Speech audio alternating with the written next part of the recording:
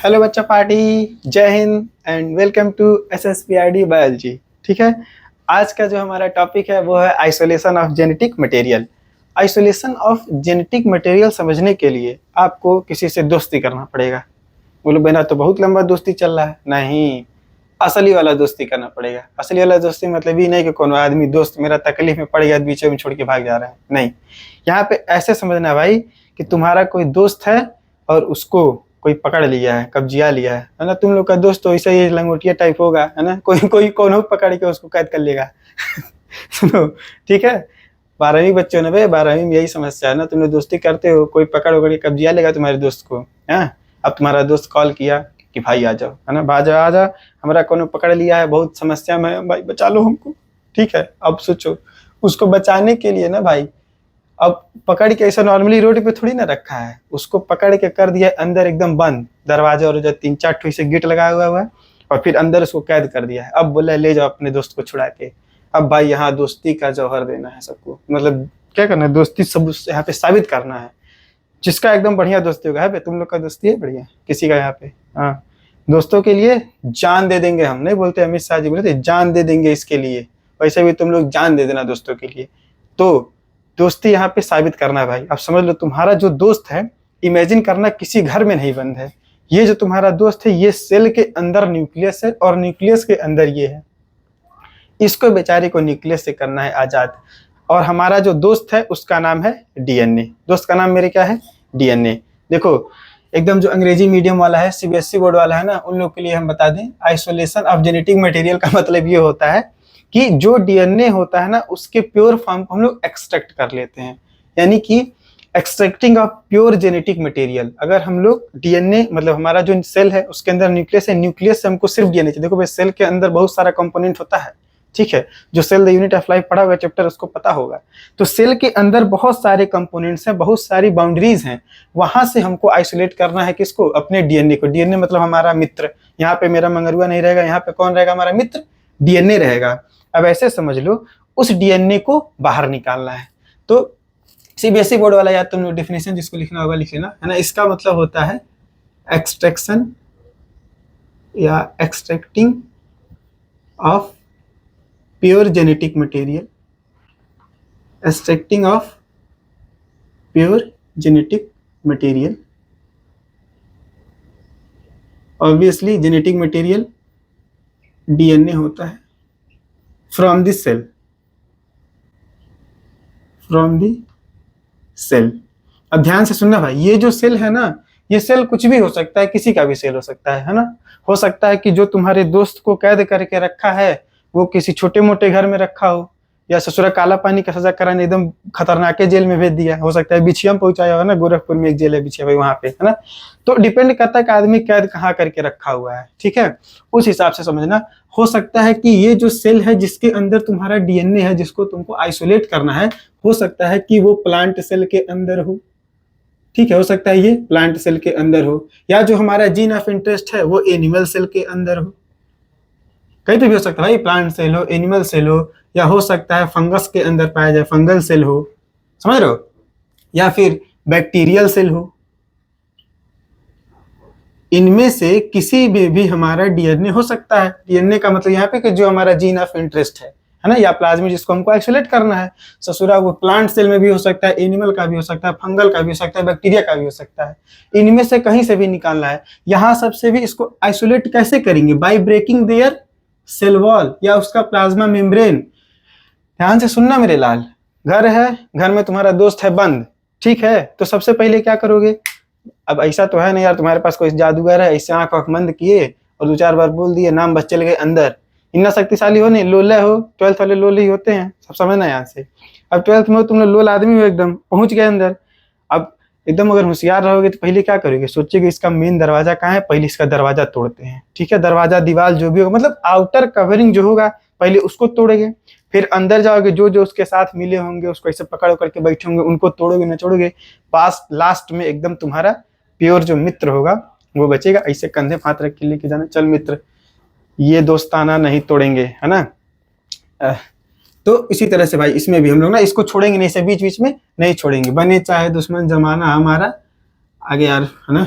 सलामत रहे, दोस्ताना हमारा, उसी हिसाब से समझ लेना भाई। तो यहाँ पे कोई भी सेल हो सकता है। तो हम लोग सबसे पहले क्या करेंगे, extracting of pure genetic material from this cell, that cell can be plant cell, animal cell, fungal cell, और it can be bacterial cell. Okay, by breaking their cell wall और plasma membrane, by breaking there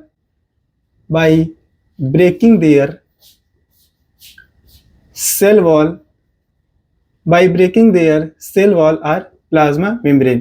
देखो भाई, जो animal cell होता है ना उसमें cell wall नहीं होता है ना, बहुत लो लेन सबको वो नहीं पता है क्या होता है, उसमें प्लाज्मा मेम्ब्रेन होता है। आउटर कवरिंग एनिमल सेल का क्या होता है, प्लाज्मा मेम्ब्रेन होता है।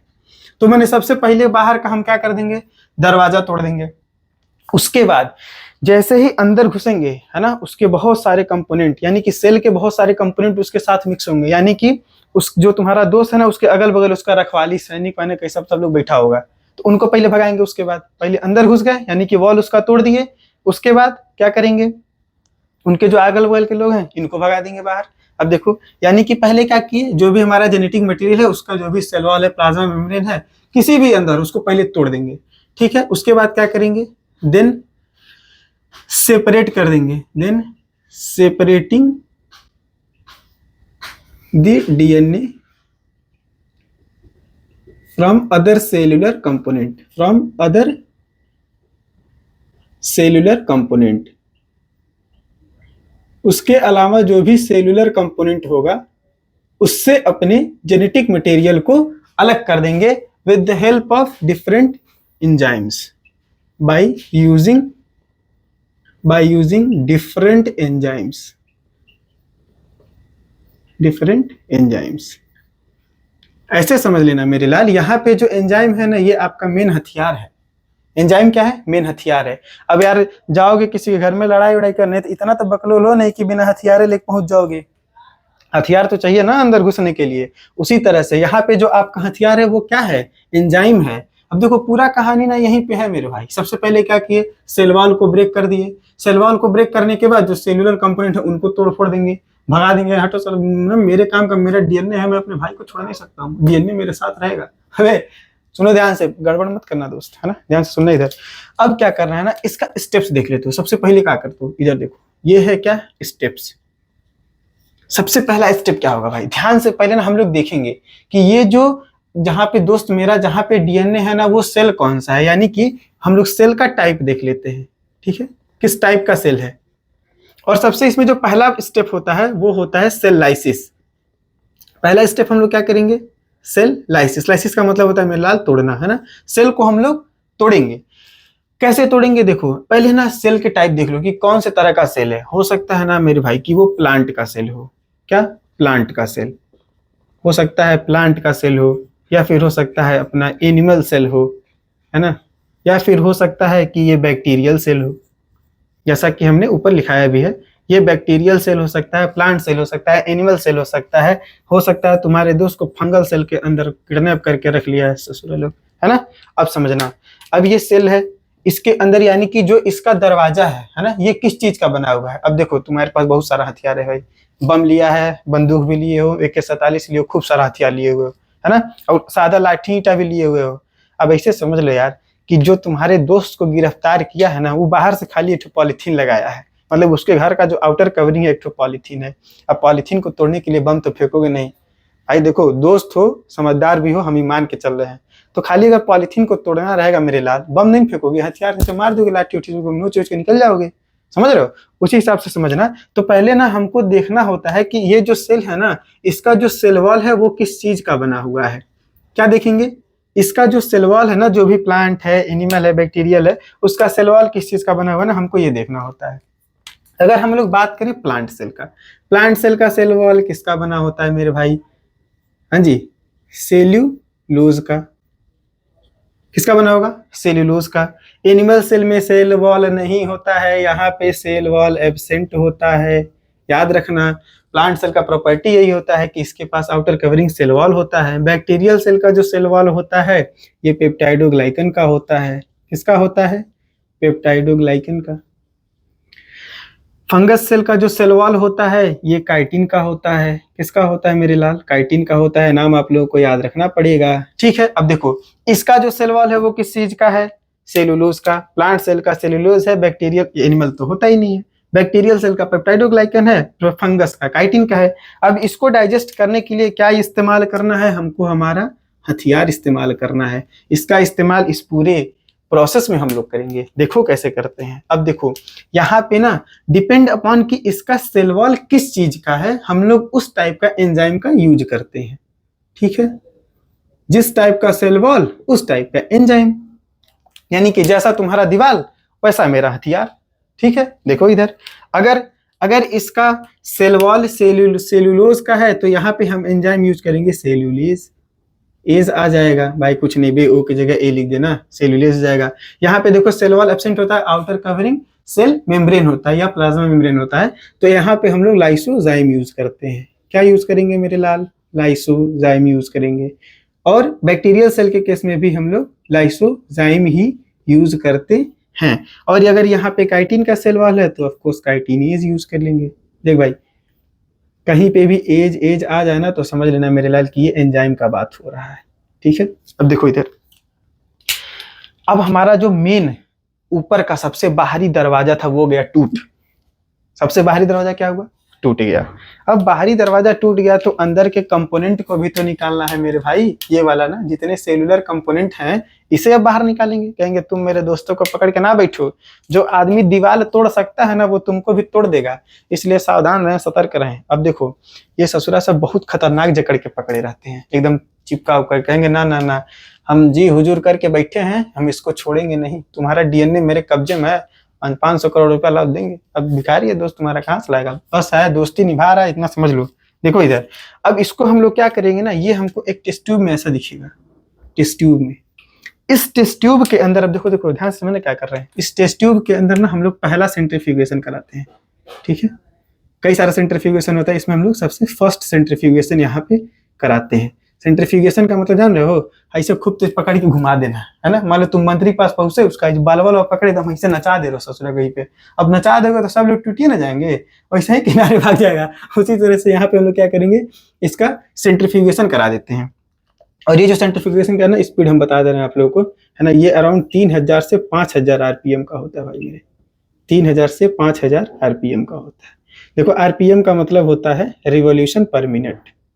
आरपीएम का मतलब होता है रिवॉल्यूशन पर मिनट, यानी कि एक मिनट में 3000 से 5000 राउंड घुमा रहा है। समझ रहे हो? अब सोच लो यार, तुम ही कहीं पहुंचे हो, किसी को पकड़ के बैठे हो, कोई तुमको आए ऐसे एक के बार में पकड़ के एक के मिनट में 3-4-5 हजार बार एक ऐसे ऐसे घुमा दे रहा है, तो तुमको मन करेगा उसको वापस पकड़ने के लिए? छोड़ के ले जाओ भाई, इतना बेकार है ना, डीएनए तो है, वापस पकड़ लेंगे, छोड़ दो इसको। तो इसको सभी बहुत तेज पकड़ते हैं।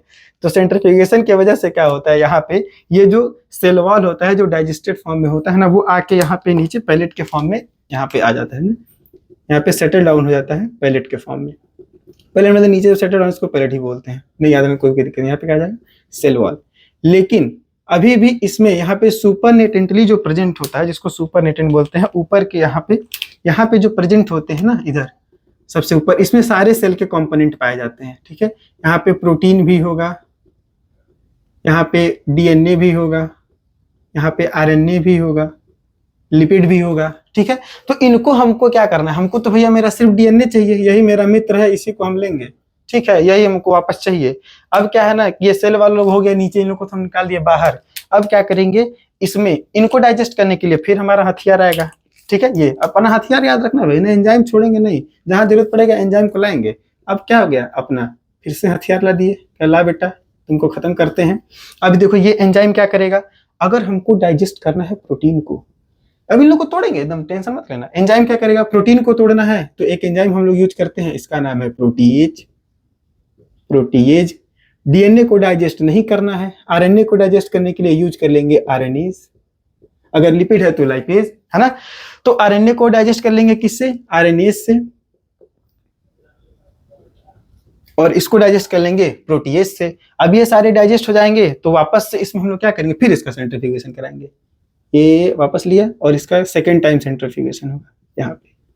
अब देखो यहाँ पे ना क्या होता है कि ये लोग थोड़ा हल्का हो जाते हैं, है ना। हल्का होने की वजह से इनका सेंट्रीफ्यूगेशन रेट और ज्यादा तेज हम लोग कर देते हैं। यहाँ पे सेंट्रीफ्यूगेशन पता कितना होता है, 10,000 से 15,000 तक हो जाता है।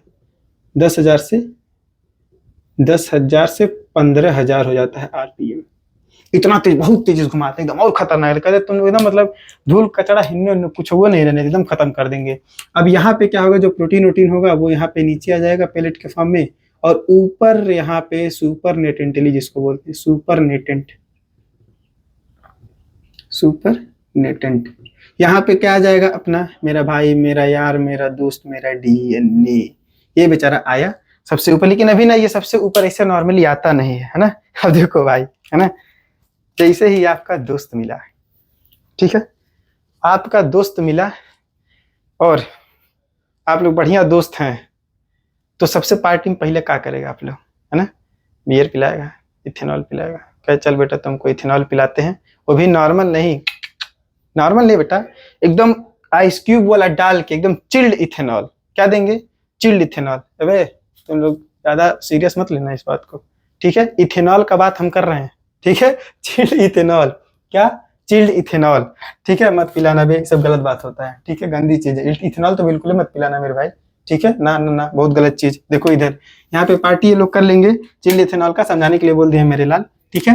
यहाँ पे क्या डालेंगे, चिल्ड इथेनॉल, और ये बहुत इंपॉर्टेंट है ना, पीने के लिए नहीं, इस चैप्टर में इस टॉपिक को समझने के लिए इस पे क्वेश्चन बनता है। यहाँ पे क्या डालेंगे, बहुत इंपॉर्टेंट है, क्या डालेंगे, चिल्ड इथेनॉल डालेंगे। जैसे ही चिल्ड इथेनॉल आपका डीएनए आपका दोस्त पाएगा, एकदम लहरिया उठ जाएगा, एकदम खुश होगा, अरे ससुरा चिल्ड इथेनॉल मिल गया, अब तो हम एकदम सबसे ऊपर आ जा रहे हैं, समझ रहे हो। जैसे ही इसको मिलेगा चिल्ड इथेनॉल, ये एकदम लहरिया का आ जाएगा ऊपर, ठीक है, एकदम नाच के, कल चल बसंती आ जाए, ये आपका डीएनए जो है ना एकदम लहरिया तक हो जाए, चिल्ड इथेनॉल पा जाए आदमी से खुश है।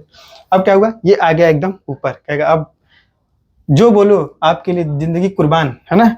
जैसे ही चिल्ड इथेनॉल पाया, आ गया एकदम ऊपर, और जैसे ही ये बेचारा ऊपर आता है ना, ये एक चिम्मच टाइप का इसे स्ट्रक्चर होता है, ठीक है, ऐसा मान लो, है ना। इसमें क्या करते हैं हम लोग, एक्चुअली ना ये थ्रेड लाइक स्ट्रक्चर बना लेता है, इसमें डीएनए को ऐसे फंसा के इसे बाहर निकाल लेते हैं।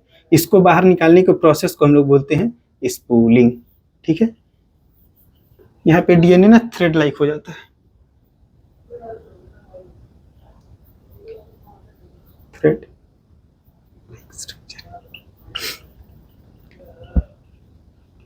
समझे। और यही तो हमको चाहिए ना यार, यहाँ पे अपना प्योर डीएनए आ गया बाहर, मेरा दोस्त निकल गया बाहर, ये क्या है, प्योर डीएनए एक्सट्रैक्टेड। ये क्या हुआ, प्योर डीएनए इज एक्सट्रैक्टेड,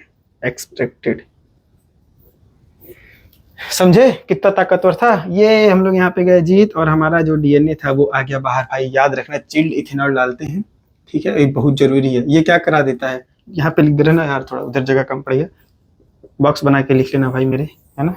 यहाँ पे जो चिल्ड इथेनॉल होता है, ये क्या करता है, प्रिसिपिटेशन करा देता है डीएनए का। जैसे ही चिल्ड इथेनॉल हम लोग डालते हैं, चिल्ड इथेनॉल डालेंगे, ये क्या करा देगा, प्रिसिपिटेशन ऑफ डीएनए,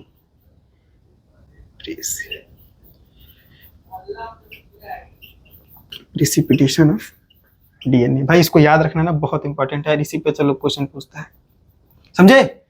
मतलब पूरा मैटर समझ में आया। तुम्हारा दोस्त था, उसको कोई कर लिया गिरफ्तार, अब तुम्हारे दोस्त को छुड़ाना है बाहर, तुम्हारे पास होगा दो हथियार, एक तुम्हारा एंजाइम, एक और ले लो सेंट्रीफ्यूगेशन घुमाने वाला, है ना, एक तुम्हारा एंजाइम, कौन कौन सा एंजाइम तुम यूज कर रहे हो, एंजाइम का यूज कर लेना, उसके बाद सेंट्रीफ्यूगेशन प्रोसेस का यूज कर लेना, सेंट्रीफ्यूगल मशीन होता है, सेंट्रीफ्यूगल बहुत तेज घुमाता है, ठीक है, सेंट्रीफ्यूगेशन मशीन ले लिया, और चिल्ड इथेनॉल ले लिया, का चिम्मच ले लिया स्पूलिंग करने के लिए, 3-4 सामान ले लो, तुम्हारा दोस्त एकदम जिंदा सेफ। दोस्त तुम्हारा भाई याद रखना, यहाँ पे कोनो ना राम लखन मंगरुआ टंगरुआ रामलाल नहीं है, यहाँ पे तुम्हारा दोस्त का नाम याद रखना, कौन है, याद रखना मेरे भाई, डीएनए है। क्या है, डीएनए है, यहाँ पे कहीं नहीं लिखा, ऐसे तुम लोग को कंफ्यूज कर रहे थे, ठीक है भाई। बहुत ही इजी प्रोसेस है, एकदम नॉर्मली ना, एकदम ऐसे थोड़ा थोड़ा भी देख लोगे ना तो समझ में आ जाएगा, कोनो इसमें हार्ड काम नहीं है भाई मेरे। वाल को तोड़ लो, सेल्यूलोज को तोड़ने के लिए सेल्यूलेज यूज कर लो, बैक्टीरिया के पेप्टाइडोग्लाइकन को तोड़ने के लिए, एनिमल सेल के सेल मेम्ब्रेन को तोड़ने के लिए लाइसोजाइम यूज हो जाता है, काइटिन को तोड़ने के लिए काइटिनेज यूज हो जाता है, काम खत्म। जैसे ये सब खत्म हुए, प्रोटीएज आरएनए जी तो एकदम टिप्स पे होता है मेरे भाई। जब भी लोग टेस्ट ट्यूब में अंदर डाले, डाइजेस्ट कराए, सेंट्रीफ्यूगेशन कराए, ठीक है, निकाल लिए बाहर स्पूलिंग करके। बस याद रखना कि इसमें प्रेसिपिटेशन के लिए हम लोग क्या यूज करते हैं, चिल्ड इथेनॉल यूज करते हैं, ठीक है। आई होप कि तुम लोग को ये लेक्चर जरूर समझ में आएगा मेरे भाई, है ना। अगर लेक्चर समझ में आया हो, जो भी तुम्हारा दोस्त मित्र हो उनको शेयर कर दो, भला हो जाए, है ना उनका। ठीक है, चलो बहुत बहुत धन्यवाद। अपना बहुत ज़्यादा कीमती समय तुम लोग दे देते हो इधर, है ना। अपना सारा कीमती समय देने के लिए आप लोग का बहुत बहुत धन्यवाद। हंसते रहिए, मुस्कुराते रहिए, खुश रहिए और पढ़ाई करते रहिए। ठीक है, धन्यवाद।